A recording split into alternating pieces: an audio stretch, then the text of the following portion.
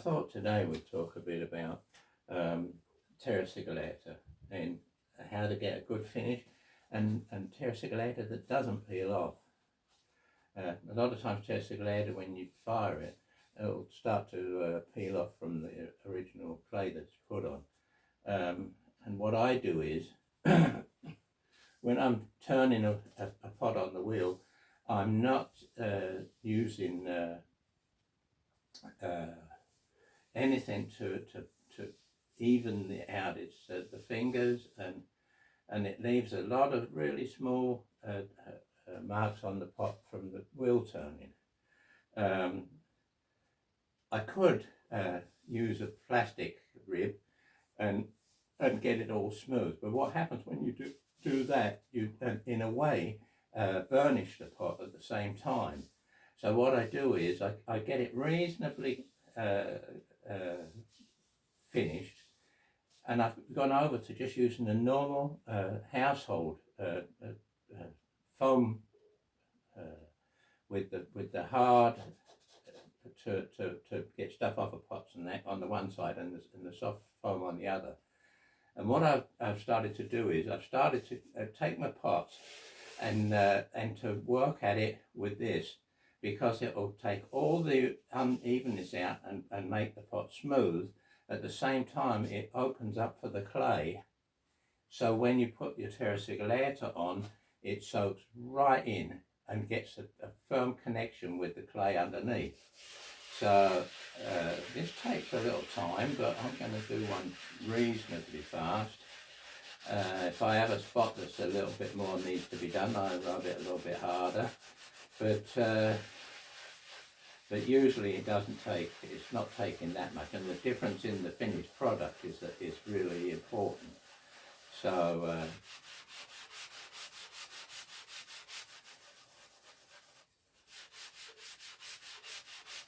I can get it off like this, get rid of all those lines.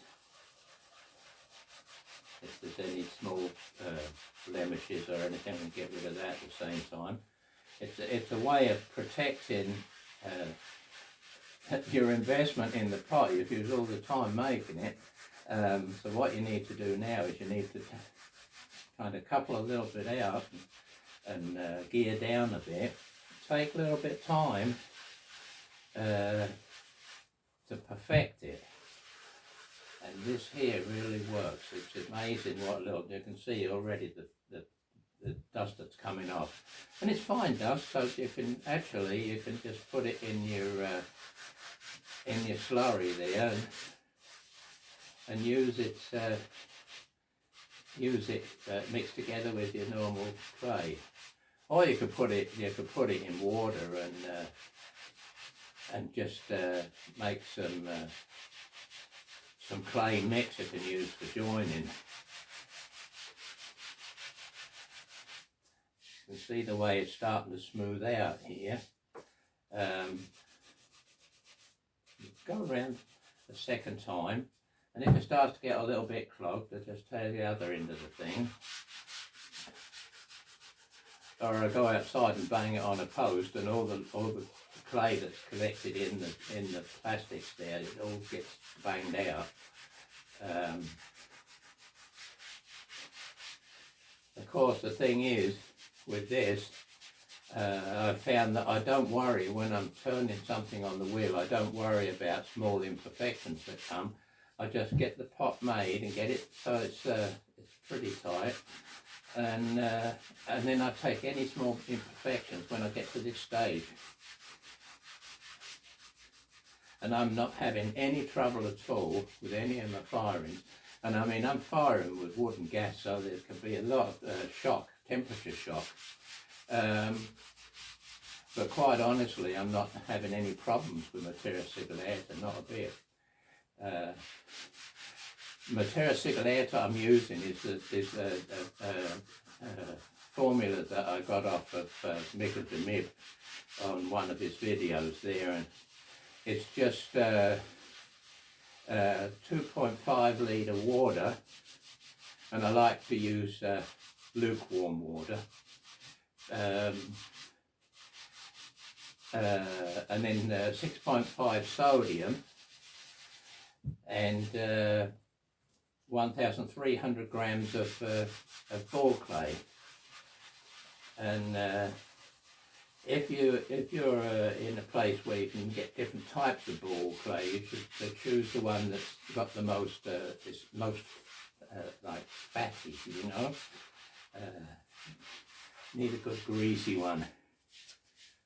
As you can see, getting down, get small imperfections. Sometimes this on the back of the sponge will thicken up a bit and hang on there, but you can just brush it off.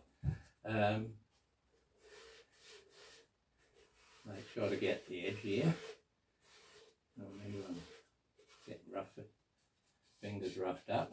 So, and that's all it takes to get a nice smooth finish, but not a burnished finish. A finish that's a little rough in it, enough to take the terra sigillata when you put it on. And I'm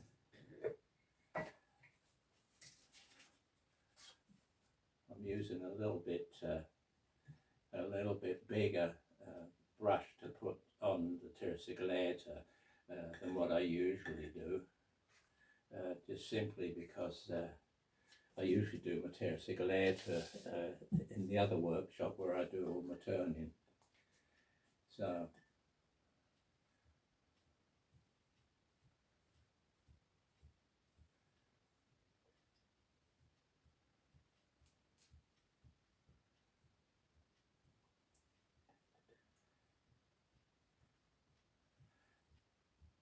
these pots that I'm doing today are going to be used for Saga firing. So I like a nice white terra sigillata, and actually the ball clay has given me a good white. I have another terra sigillata where I put zircon in it. Zircon oxide has a whitening effect on just about anything. So it works great on bringing the whiteness of the ball clay up, so it's really shiny white, real white. The thing is, when you're using terra sigillata and you're putting it on, it's looking grey more than white, but once it's warmed up a bit and dried out, then you can see the difference. So, and I'm turning the wheel here with the fingers, just so it can dry out quicker.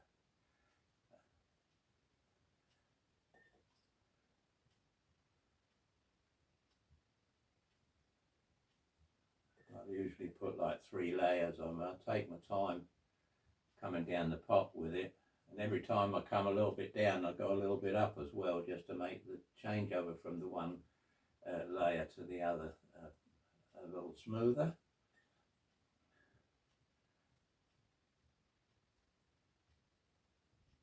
I've found if you put it on and you're doing this with the turning and letting it dry in between, not completely dry, it should still be a little bit damp. So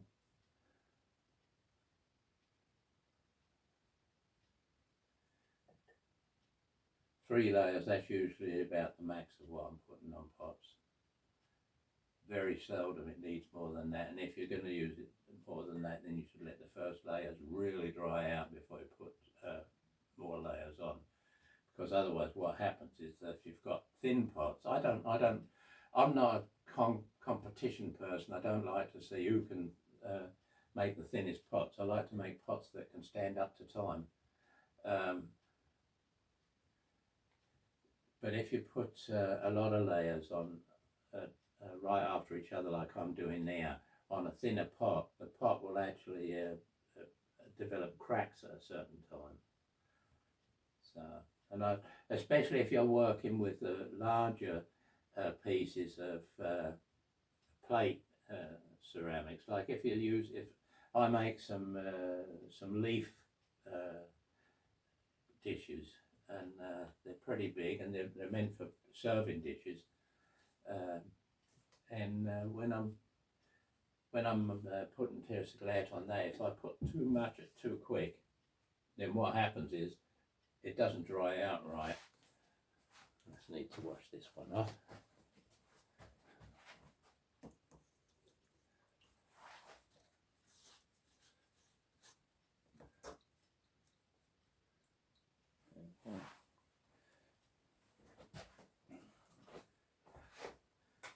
I was going to do this outside today, but the wind's blowing really a lot, and the sun's out, so I can't really see in the camera what's happening. So we're in, and this is my workshop where I do all the decorating. So we're seeing one of the tables here, and usually, mostly on this table, I'm using the packing in of the saga. So.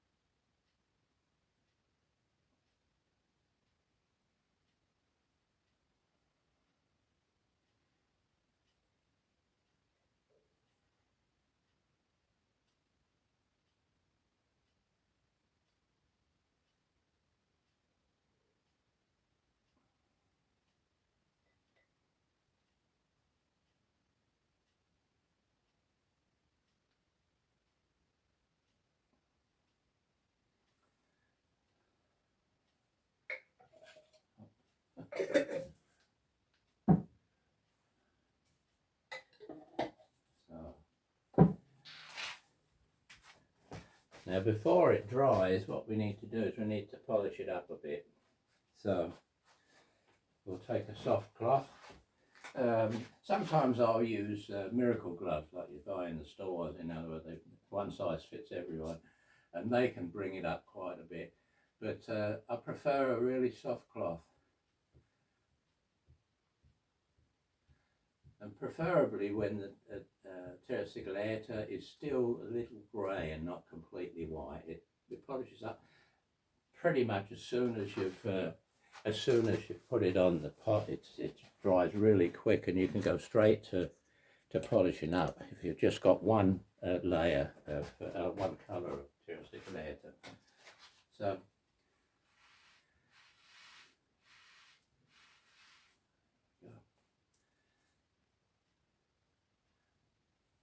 We don't have to, with the soft cloth, we don't have to push it against just let it run around. The pot will start to shine up.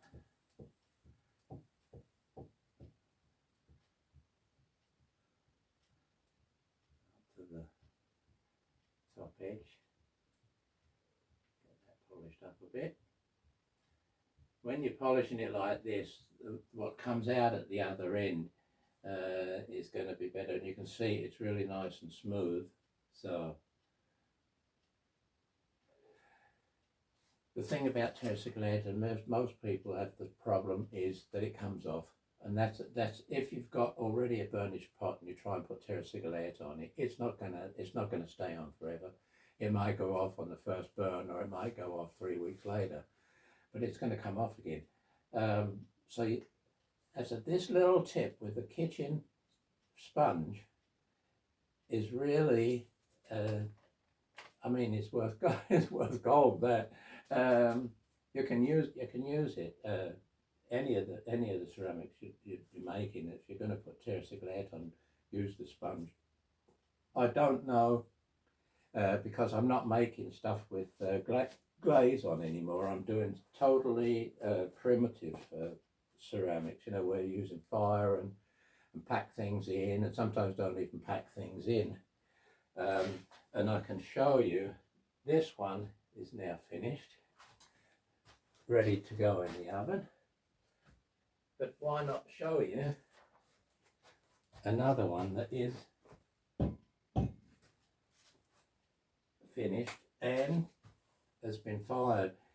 It's one of my pots I call sky pots, and it's got clouds and blue sky and a little colouring in the clouds, and it's polished up real nice. I put some mink oil on it, but I'm not really finished with that yet, because what I need to put a couple more layers of mink oil. But it's a nice finish. It's nice and smooth. And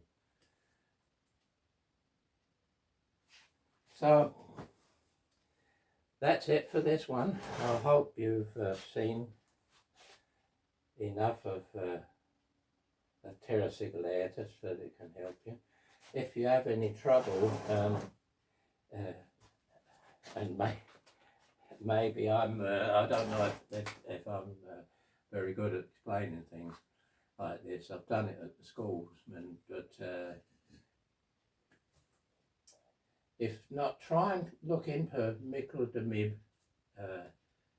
his videos, because he's good at explaining things, I think, and also he's a person that I like because he's got a nice positive way of doing it, and he's playing with it, and that's something that I do too. I play with ceramics. When I discovered this with the pots here, of painting on them actually, I had some problems because it would be a little bit lumpy and it wouldn't be smooth and stuff like that. And that's another thing we'll talk about later, how you can use it and still to paint on and still get a smooth surface. This pot has not been in a second firing. It's been in and had a high bisque firing, and then put wax on, and that's it. So it's a one firing thing, and it's you can hear it, it's fired good. I've gone over to firing more primitive. Here where we are, there's a lot of wind, so I can't always fire in a barrel because the wind just suddenly it blows around the corner of the house, down in the barrel, and things crack. So I've gone more over to firing in the raku oven, and just simply taking it as it comes there. All my bisque firing is done in the big oven with wood and gas. I'll use a certain amount of gas to just keep the wood going, and it's easier to light up. When you put new sticks in, it's easier for it to catch straight away if there's a small gas flame going in the opening. So but it's a different way of firing up because you're more in tune with things, and it's also very relaxing, because you get time to think when you're firing, and you've got an oven you've got to be there all the time with. It's not like you can go off and do something, because when you come back it's gone up 300 degrees or something like that. So you've got to be on top of it all the time. But it gives you time to think over things and find out new ways of doing things, try new things. So I'll leave you for this time. Hope you got something out of it. See you again.